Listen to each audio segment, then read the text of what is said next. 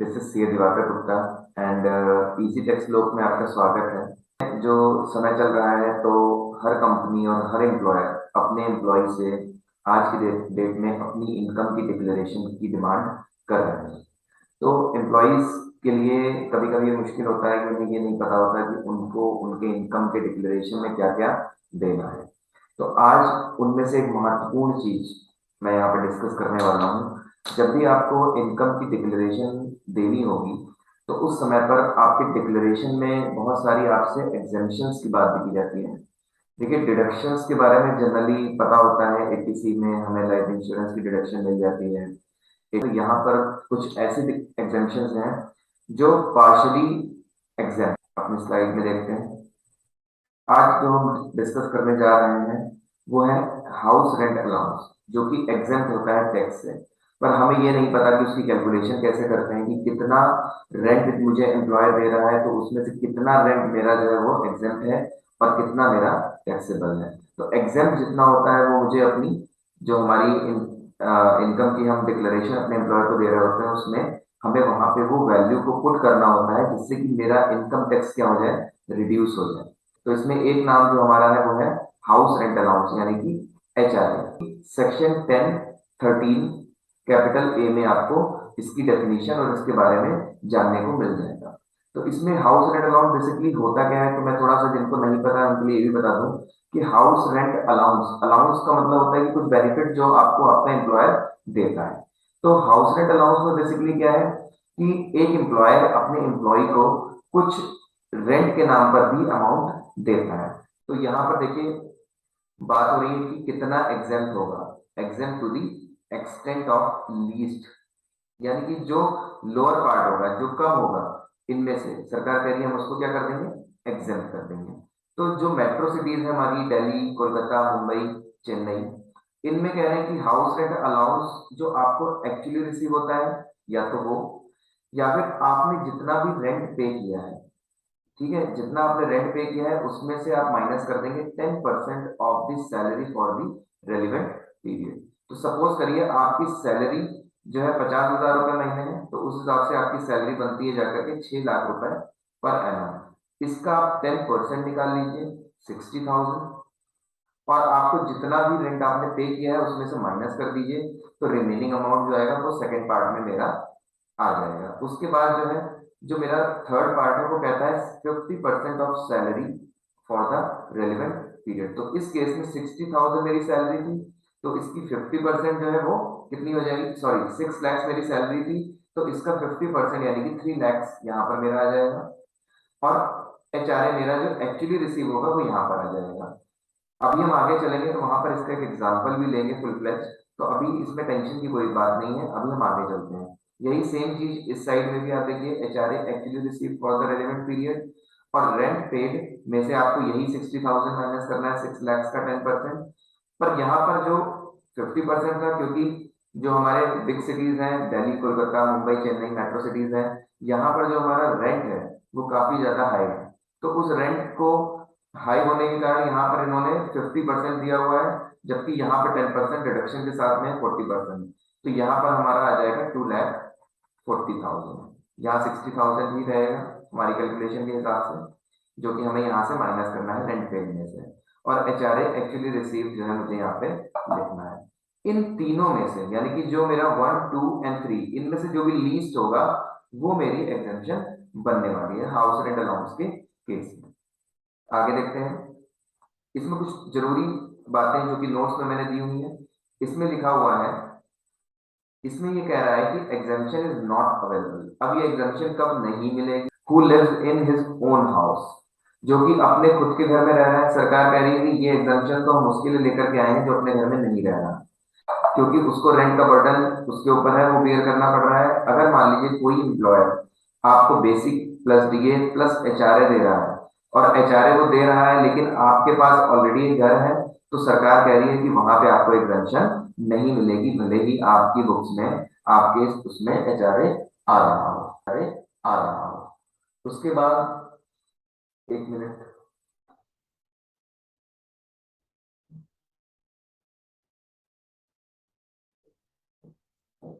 Sorry. उसके बाद ये कह रहे हैं salary for this purpose means basic salary DA allowance if provided. ये कह रहे हैं कि अब आप सैलरी यहाँ पीछे देखिए, पीछे यहाँ पर रेंट पेड -10% ऑफ सैलरी। तो ये जो सैलरी शब्द यहाँ पर वर्ड यूज किया है, इसको आगे फर्दर एक्सप्लेन कर रहा है कि अब ये सैलरी क्या होता है।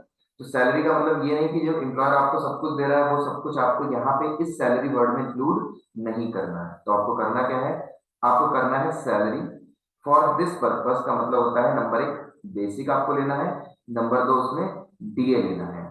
डीए भी कह रहे हैं कि यहाँ पे बेसिक लेना है, डीए लेना है। कह रहे हैं कि अगर provided in the terms of employment and commission as a percentage of turnover. तो यहाँ पर कह रहा है कि अगर आपको एंड कमीशन, कमीशन भी मिलता है, आप किसी ऐसी ऑर्गेनाइजेशन में है या आप सेल्स का पार्ट है, सेल्स की टीम का, तो वहां पर कभी कभी एम्प्लॉयर क्या कहता है कि आप जितना ज्यादा सेल करेंगे उतना आपको एक फिक्स परसेंटेज भी मिलेगा टर्नओवर का। तो उस टर्नओवर को भी ये कह रहे हैं कि हम कमीशन में इसको सैलरी में ऐड करेंगे, लेकिन केवल तब करेंगे जब आपकी जो एम्प्लॉयमेंट की टर्म्स है, यानी कि जब आप किसी के एम्प्लॉय बन रहे थे तो वहां पर आपका जो एग्रीमेंट एम्प्लॉयर के साथ में हुआ है, तो आपकी बेसिकली जो अपॉइंटमेंट लेटर होता है उसके अंदर अगर ये टर्म्स में लिखा हुआ है कि ये सब आपकी सैलरी का पार्ट होगा, तभी ये सारी चीजें आपकी जुड़ी हैं। फिर उसके बाद ये कह रहा है कि अब रेलिवेंट पीरियड क्या होता है, यहाँ पर आपने एक शब्द देखा होगा रेलिवेंट पीरियड, ये लिखा हुआ है रेलिवेंट पीरियड। तो ये रेलिवेंट पीरियड क्या है, ये रेलिवेंट पीरियड यहाँ पे एक्सप्लेन कर रहा है कि रेलिवेंट पीरियड का मतलब होता है the period during which the sad accommodation was occupied by the assessee.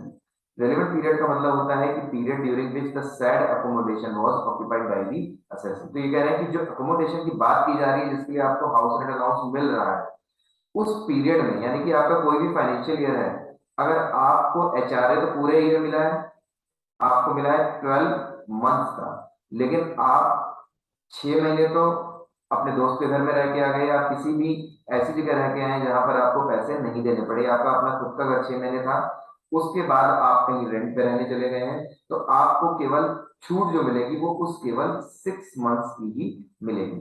यानी कि यहाँ पर जो मेरा एचआरए एक्चुअली रिसीव्ड कह रहा है, एक्चुअली का मतलब ही यही है, रेलिवेंट पीरियड मतलब कि आपको एचआरए एक्चुअली रिसीव भी हुआ हो एम्प्लॉयर से और साथ साथ उस पीरियड का रिसीव हुआ हो जिस पीरियड में आपके पास रहने के लिए घर नहीं था और आप रेंट पर रहते थे। मैंने आपको एक्चुअली रिसीव का मतलब भी बता दिया है और आपको रेलिवेंट पीरियड का मतलब भी बता दिया है। साथ साथ रेंट पेड, रेंट पेड एक डिफरेंट चीज हो गई। आपने कितना पैसा दिया, 15,000, 20,000, 10,000, 8,000, -10% ऑफ सैलरी। यहाँ पे आपको आपकी सैलरी का 10% लेस करना है। उसके बाद 40 या 50% आप मेट्रो सिटी में या अदर सिटी में है, यानी कि जो भी हमारा निकलेगा उसमें से विच एवर इज लोअर, जो क्योंकि ऊपर क्या लिखा है least of the following he HRA granted किया जाता है एग्जेम्प्ट, तो वो आपका एग्जेम्पशन में आ जाएगा। और वही आप अपने जो इनकम कंपटीशन में जहाँ पे सेक्शन 1013 ए लिखा होगा वहां पर आप उसको मेंशन कर देंगे। इसके बाद एक एग्जांपल मैंने आपके लिए यहाँ पे लिया हुआ है छोटा सा, इसको देख लेते हैं। यहाँ पर एक Mrs Rani Kumari has the following receipt from the employer. ये कह रहे हैं कि रानी कुमारी जी है, उनका एम्प्लॉयर से कुछ पैसा आया है, रिसिप्ट फ्रॉम दी कहाँ से आया है एम्प्लॉयर। तो यहाँ पर एम्प्लॉयर ने क्या क्या दिया है, एक तो बेसिक पे, दूसरा डीए, तीसरा कमीशन, चौथा है motor car for personal use and house rent allowance. तो इन्हें हाउस रेंट अलाउंस जो एक्चुअली रिसीव हो रहा है वो है कितना, 15,000 पर मंथ। ध्यान रखिए पर मंथ है, ये ईयर नहीं है। और motor car allowance 1500 per month है, ये सब पर मंथ में है, लेकिन कमीशन यहाँ पर मैंने पर एनम लिखा हुआ है।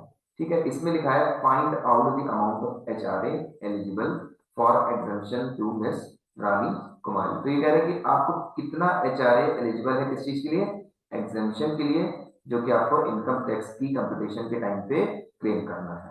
तो इस केस में यहाँ पर ये कह रहा है कि अज्यूम करिए कि इन्होंने जो रेंट पे किया है वो कितना है, 16,000 पर मंथ। एक चीज और देखिए, यहाँ पर जो पेमेंट हो रही है वो कितनी है, 16,000 पर मंथ, लेकिन जो एचआरए रिसीव हो रहा है वो कितना हो रहा है, 15,000 पर मंथ। यानी कि 15,000 तो रिसीव हो रहा है पर पेमेंट कितने की हो रही है, 16,000, यानी कि 1,000 ग्रेटर की पेमेंट यहाँ पे की जाती है। तो अब हमें ये देखना है कि हमें हाउस रेंट अलाउंस का 15,000 लेना है या 16,000 मुझे यहाँ पे रेंट को क्लेम करना है। आइए देखते हैं, यहाँ पर लिखा है HRA जो रिसीव हो रहा है मुझे, वो कितना हो रहा है 15,000, क्योंकि जो एक्चुअली रिसीव वर्ड जो है वो कितना है 15, ना कि 16। तो मैं क्या कर रहा हूँ, 16 का तो मैं पेमेंट कर रहा हूँ। तो यहाँ पर 15,000 इंटू 12 इन्होंने कितना ले लिया है 1,80,000। अब ये कह रहे हैं कि एग्जेम्पशन जो हमारी निकल करके आई है वो 136,800 आई है, तो टैक्सेबल HRA कितना हो गया है 43,200। तो देखिए ये जो मेरा पार्ट है 1,30,800, यही मुझे कैलकुलेट करना है। तो इसकी कैलकुलेशन यहाँ से नीचे दी गई है इन 3 पार्ट में। देखिए यहाँ पर कह रहे हैं कि एक्चुअल अमाउंट रिसीव्ड आपको कितना हुआ है, तो यहाँ पर भी देखिए 16,000 नहीं है, क्यों, क्योंकि मुझे मिला कितना है 15,000, एक्चुअली रिसीव्ड कितना है 15,000। तो 15,000 इंटू 12 इज इक्वल्स टू 1,80,000। अब कह रहा है कि जो सेकंड वाला पार्ट था कि रेंट पेड, यहाँ पे देखिए रेंट पेड मेरा कितना था 16,000 पर मंथ, तो 16,000 इंटू 12 तो वो मेरा बना 1,92,000। और ये कह रहा है कि आपकी सैलरी कितनी बनती है, तो सैलरी में भी आप देखिए सैलरी की डेफिनेशन में क्या क्या है इन्होंने 40,000 प्लस 6,000, जो कि देखिए 40,000 क्या था मेरा बेसिक और मेरा डीए। कमीशन क्यों नहीं दिया मैंने यहाँ पे, क्योंकि कमीशन के लिए यहाँ पर लिख के नहीं दिया गया कि ये मेरे टर्म्स ऑफ एम्प्लॉयमेंट था या नहीं था। तो इस केस में यहाँ पर 40,000 plus 6,000 into 12 is equals to 55,200। तो मेरा एक्चुअल रिसीव में से मेरा जो 10% का पार्ट है मैंने माइनस किया, जो कि 1,36,800 बना। उसके बाद ये एम्प्लॉय हमने माना है कि ये कानपुर में सिचुएटेड है, तो अगर ये कानपुर में है तो इसका ये नॉन मेट्रो सिटी है, दिस इज 40%। अगर यहीं पर कानपुर की जगह दिल्ली लिखा होता तो ये क्या हो जाती मेट्रो सिटी, और यहाँ पर 40 की जगह 50% of this and this amount का एनुअल बेसिस पे हम लेके कैलकुलेशन करते हैं, वो भी ज्यादा बनता है और ये भी ज्यादा बन रहा है। तो इस केस में चाहे ये मेट्रो सिटी है चाहे ये नॉन मेट्रो सिटी है, तो लीस्ट ऑफ द फॉलोइंग ये 1,36,800 ही मेरा हाउस रेंट अलाउंस के नाम पे मुझे एग्जेम्पशन मिलेगी। ठीक है, तो ये मेरा HRA का जो कैलकुलेटिव पार्ट है वो ये है, और ये बहुत ही इजी कैलकुलेशन है। आप लोग किसी भी कंसल्टेंट के पास जाके भी इसको करा सकते हैं, या आप बिना जाए भी मेरे इस वीडियो को देख लें और आप इससे आराम से जो है अपनी HRA की कैलकुलेशन करिए। और इस 1,36,800 में मिनिमम जो है आप मिनिमम, अगर आपका ये HRA 20% स्लैब में आता है तो आप यहाँ पर 1,36,000 पे 1,36,000 पे अप्रॉक्स 20% लगभग 27,000 के आसपास की सेविंग अपने टैक्स की यहाँ पे कर जाएंगे, जिसमें भी मैंने 4% का एजुकेशन सेस नहीं जोड़ा है। तो ये वीडियो मुझे उम्मीद है कि आपके लिए आई होप कि बहुत ही बेनिफिशियल साबित होगा, और इस वीडियो को और अधिक से अधिक लोगों को लाभ पहुंचाने के लिए उनको शेयर करें, इसको सब्सक्राइब करें। हमारी वेबसाइट है www.easytaxlog, आप उस पे जाएं और उस पे आपको ऐसे महत्वपूर्ण वीडियोस टाइम टू टाइम मिलते रहेंगे। धन्यवाद।